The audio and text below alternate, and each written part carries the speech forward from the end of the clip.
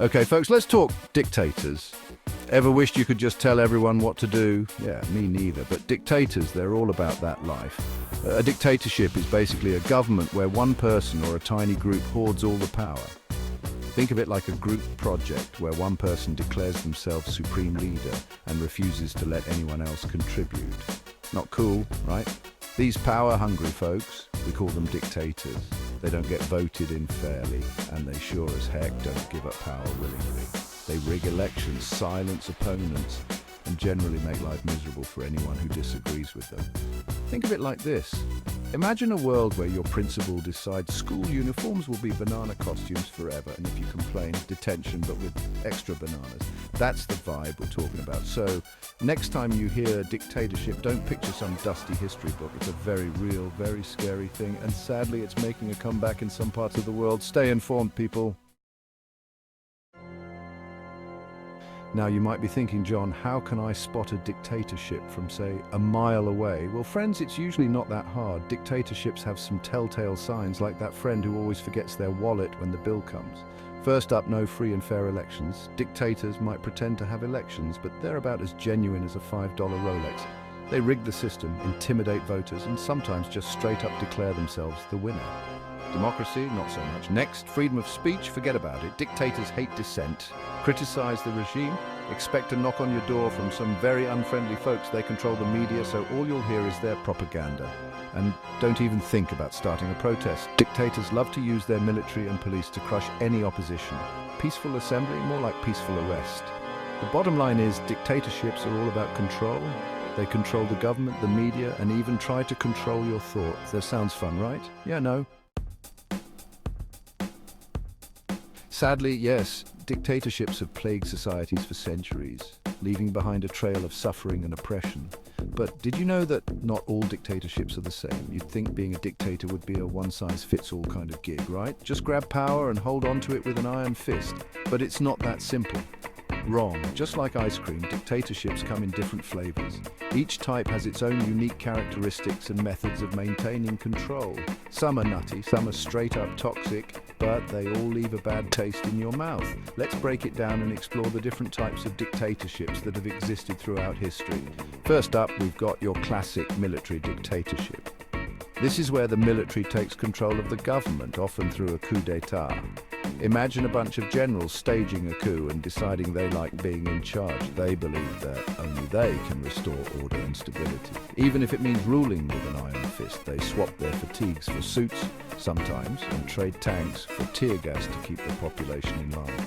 The military becomes the ultimate authority, and dissent is crushed with brutal force. Then there's the single-party state, where one political party throws a never-ending victory party.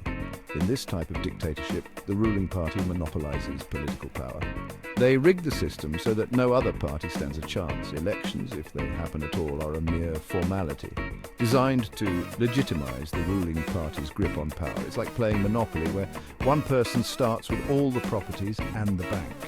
The ruling party controls everything, from the economy to the media, leaving no room for opposition. And of course, we can't forget the personalist dictatorship, where the dictator is basically worshipped like a demigod. This type of dictatorship revolves around a single, charismatic leader. Think giant portraits everywhere, personality cults, and more propaganda than you can shake a stick at. The leader's image is omnipresent, and their word is law. But wait, there's more. Some dictators like to mix things up with a hybrid dictatorship, combining elements from different types. These regimes are a blend of military, single-party, and personalist dictatorships. It's like they went to the dictatorship buffet and couldn't decide what to choose. So they took a little bit of everything. This makes them even more unpredictable and dangerous. The point is, no matter the flavor, dictatorships are bad news. They thrive on fear, control, and the suppression of basic human rights. They're all about power, control, and suppressing the rights of their people. The struggle against dictatorship is a fight for freedom, justice, and the dignity of all individuals. So the next time you hear about a dictatorship, remember, it's not just about who's in charge, but how they wield their power and the impact it has on the lives of millions. Section 4. Junta Jeeve, when the military calls the shots. All right, Let's talk military dictatorships. These are regimes where the military takes control of the government, often through force and coercion. Imagine a country where the guys with the guns decide they should be calling the shots. They believe that their military training and discipline make them the best suited to lead the nation. That's a military dictatorship in a nutshell.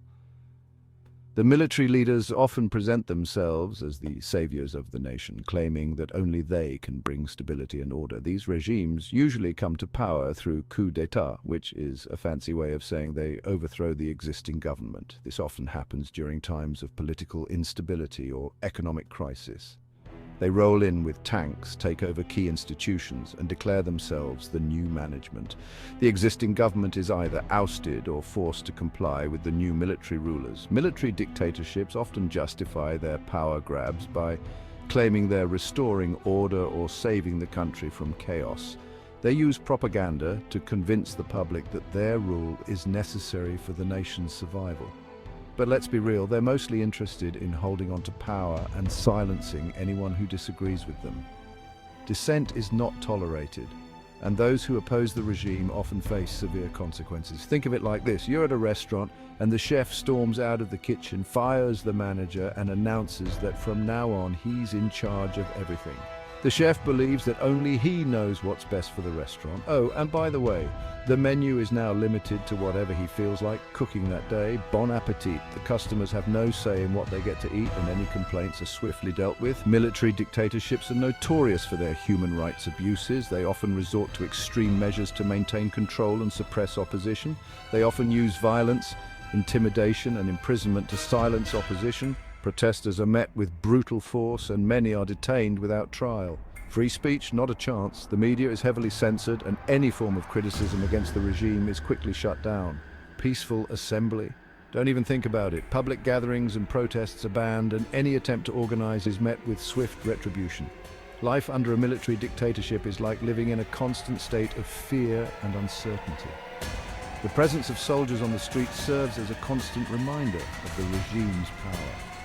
You never know when the military might decide to crack down on dissent, real or imagined. Homes are often raided, and people live in fear of being taken away in the middle of the night. It's enough to make you want to join the circus. At least there, the clowns are supposed to be funny. In a military dictatorship, the only thing you can be sure of is that the joke is always on you.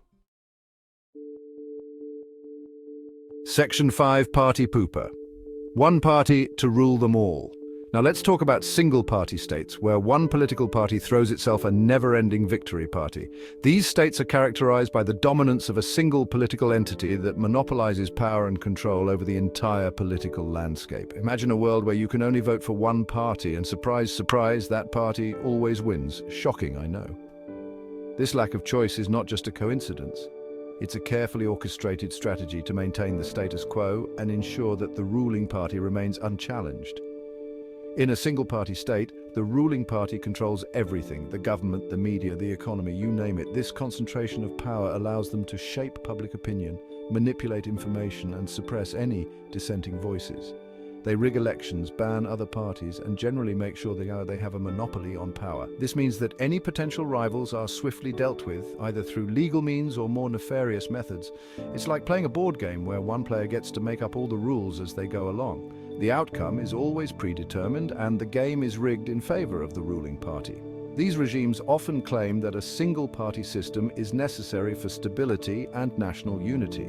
They argue that having multiple parties would lead to chaos and division, undermining the nation's progress.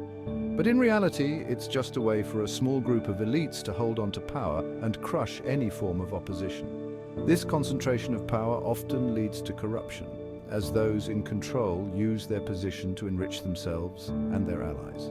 Imagine a school where there's only one club, and that club is run by the principal's kid.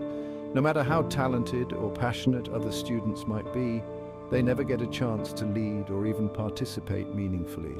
That's basically what it's like living in a single-party state. The lack of political diversity stifles innovation and progress. As new ideas and perspectives are systematically shut out, life under a single-party state can be suffocating. The constant surveillance and control create an atmosphere of fear and mistrust.